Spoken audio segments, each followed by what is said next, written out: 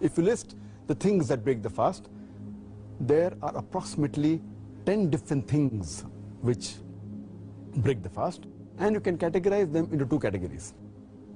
The first category is that which breaks the fast when we take it inside the body. In them, there are four things. The first is eating and drinking. Second is anything that falls in the same category as eating or drinking. Third is taking medicines, or pills, or injections, which are in the form of nourishment or somewhat similar to eating and drinking, including blood transfusion.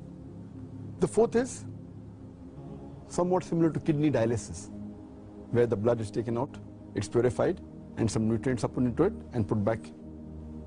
The second category, that which comes out from the body, there are 6 things in them. Number 1 is sexual intercourse. Number 2 is masturbation. Number 3 is menstruation. Number 4 is postnatal bleeding. Number 5 is deliberate vomiting. And number 6 is letting out blood, somewhat similar to cupping or something similar to that. So in all, there are 10 things which invalidate the fast.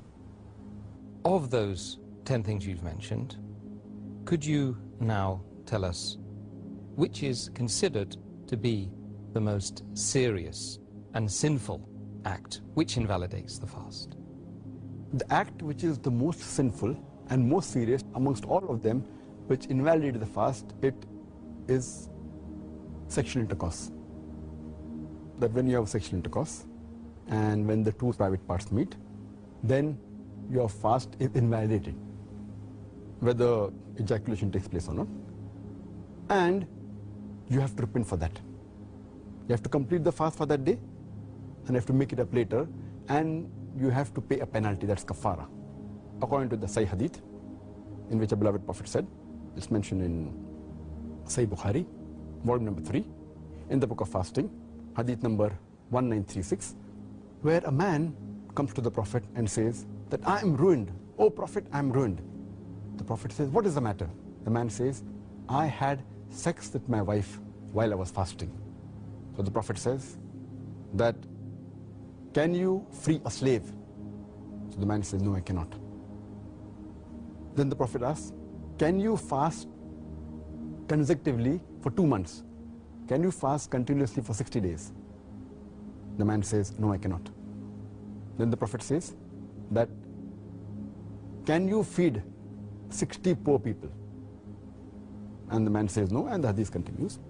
In short, we come to know from this hadith that if any person does a sexual intercourse, it is one of the major sins. It is the most serious and sinful amongst all the things that break the fast. The person who does this sin, he should immediately repent to Allah subhanahu wa ta'ala and ask for forgiveness. He should complete his fast for that day and make up for that fast later on after Ramadan. And he has to pay a penalty, and the penalty we come to know from the hadith is that he either frees a slave if he can, if he does not have the money to free the slave, or he cannot find a slave to free, then he should fast for 2 consecutive months. Fast for 60 days. If he cannot do that also, then he should at least feed 60 poor people. And these are the 3 options that have been given for a person to pay as a penalty, as a kafara.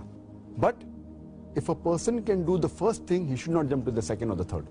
The first is freeing a slave.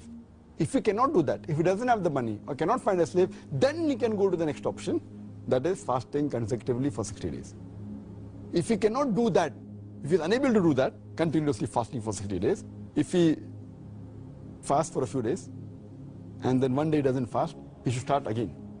He should fast consecutively for 60 days. If he doesn't have the capacity to do that, then what he can do is he can feed 60 poor people.